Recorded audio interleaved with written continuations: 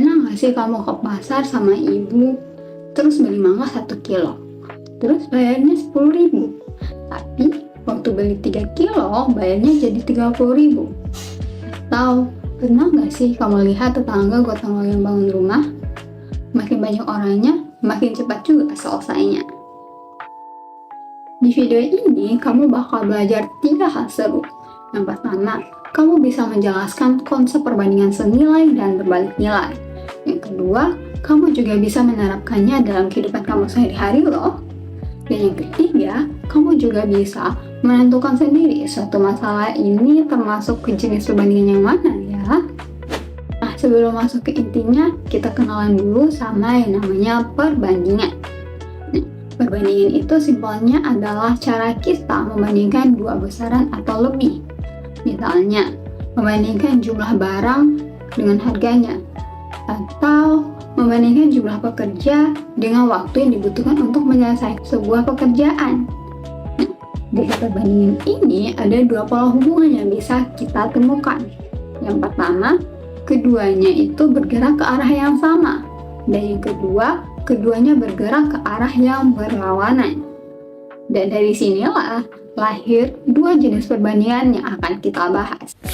Nah, teman-teman pernah nggak sih kalian ngerasa kok makin banyak belanja, dompet makin nangis, atau makin banyak bensin, kok mobil atau motor makin jauh tiganya, yang bernama perbandingan senilai. Nah, di mana perbandingan senilai ini merupakan perbandingan yang antar nilai lainnya berbanding lurus. Maksudnya, apabila ada variabel yang nilainya bertambah, maka nilai yang lain akan ikut bertambah juga. Intinya cuma satu ya teman-teman. Kalau satu nilai naik, yang satunya juga ikut naik, dan sebaliknya ikut turun.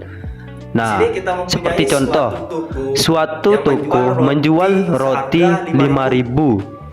Nah, ada mas-mas ini, yang cowok, mas ini bakal membeli 2 roti. Jadinya harga yang harus dia bayar yaitu 10.000. Nah, ada si mbak juga akan membeli 8 roti yang seharga 5.000. Jadinya harga yang bakal dia bayar yaitu 40.000. Kalau di matematikanya biasa seperti A per B sama dengan P per Q. Nah, mungkin kesulitan ya teman-teman, tapi tenang, gak usah pusing. Cara paling gampang itu pakai kali silang. Jadi tinggal kita silangin aja A ke Q dan B ke P. Jadinya A kali Q sama dengan P kali Q. Nah, teman-teman, biar makin kebayang, sekarang kita coba contoh soal ya teman-teman. Nah, di sini di mana sebuah mobil memerlukan 3 liter bensin untuk menempuh jarak 24 km. Pertanyaannya, berapa jarak yang ditempuh mobil itu jika menghabiskan 45 liter bensin? Selesaikan dengan rumus yaitu A per B sama dengan P per Q.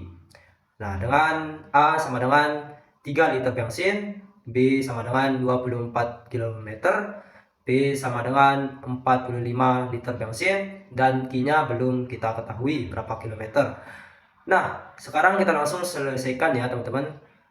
Sebenarnya kita substitusikan nilai yang diketahui ke dalam rumus yang di atas, yaitu A diketahui 3 dan B diketahui 24. Jadinya 3 per 4 sama dengan P nya diketahui 45 dan Q belum diketahui, jadinya 45 per X. Kenapa X? Karena belum kita ketahui ya teman-teman. Nah, setelah itu kita langsung kali silang saja, menjadi 3X sama dengan 24 dikali 45, yang hasilnya 3X sama dengan 1080. Selanjutnya kita pindah ruas menjadi X 1080 per 3, yang hasilnya 360. Nah teman-teman, X-nya atau jarak yang dapat ditempuh dengan 45 liter bensin adalah 360 km. Gimana teman-teman? Gampang kan? Halo semuanya, jadi sekarang kita akan bahas perbandingan berbalik nilai. Oke, pasti beda ya sama perbandingan senilai. Kenapa berbalik nilai berarti arahnya berlawanan? Nah, contoh nih, perbandingan berbalik nilai itu misalnya ada dua besaran A dan besaran B. Nah, jika besaran A ini semakin besar, maka besaran B semakin kecil. Nah, begitupun sebaliknya, kalau besaran B semakin besar, maka besaran A semakin kecil.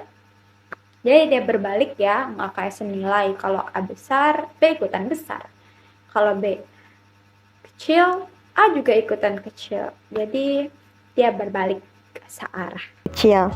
Contoh Oke, perjalanan menuju rumah nenek. Itu perjalanan mudik ke rumah nenek, yang dimana nenek ini memiliki dua anak laki-laki, yaitu Pak Budi dan Pak Yanto.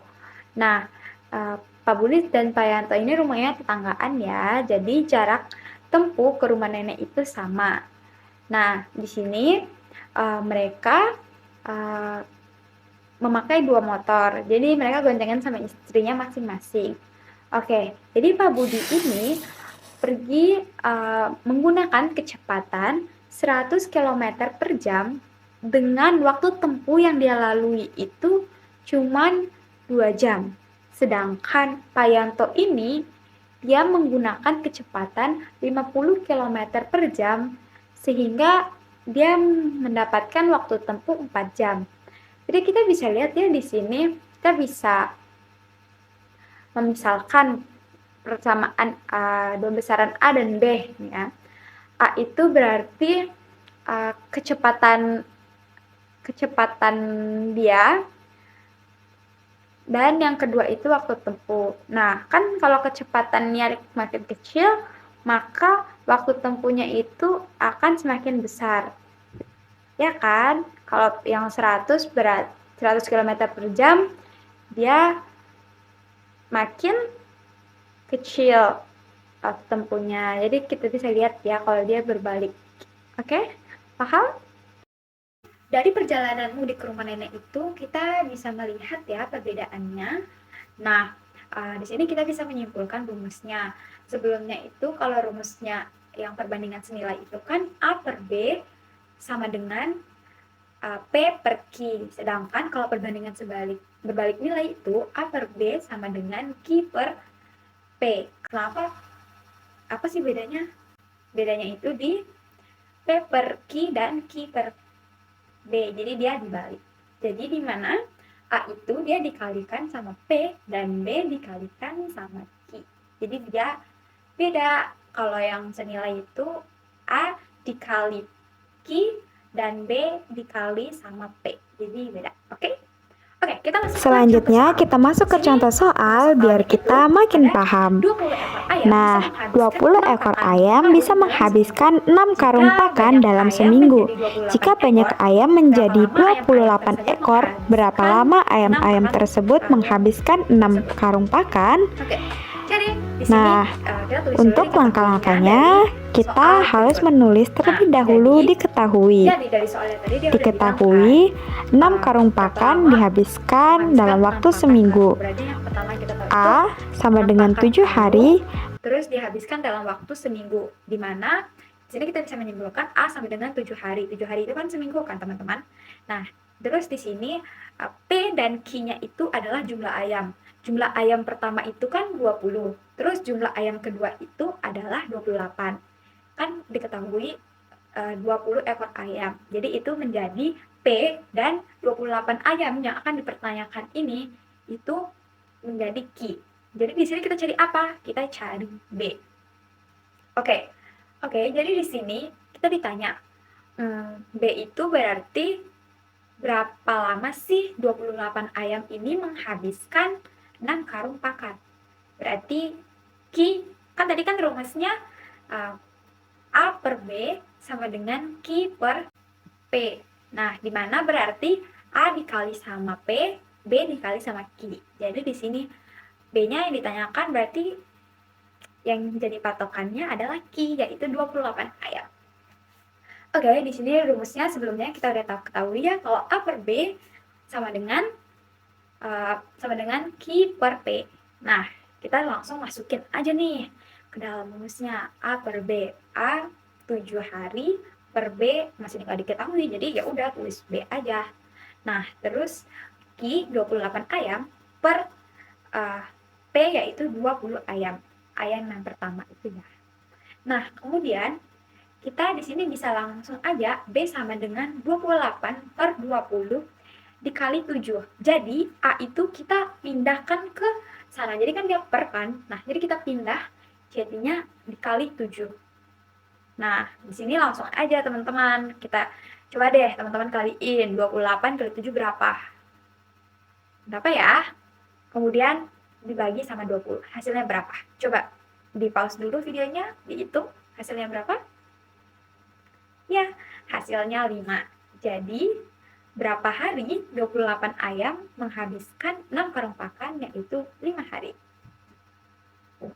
Oke teman-teman, semoga teman-teman paham ya sama perbandingan senilai dan berbalik nilai. Kalau teman-teman nggak paham, teman-teman bisa komen di bawah. Oke? Ntar kita jelasin. Bye-bye. Ya, dari sini kita dapat mengambil kesimpulan bahwa perbandingan itu adalah proses membandingkan dua besaran sejenis yang dinyatakan dalam bentuk paling sederhana atau A banding B. Dalam penerapannya, perbandingan terbagi menjadi dua jenis utama, yaitu perbandingan senilai di mana pertambahan satu variabel diikuti dengan kenaikan variabel lainnya. Dan yang kedua itu perbandingan berbalik nilai di mana kenaikan satu variabel justru menyebabkan penurunan variabel lainnya. Konsep ini juga menjadi dasar dalam menggunakan skala untuk menentukan hubungan antara ukuran pada gambar dengan jarak sebenarnya secara akurat.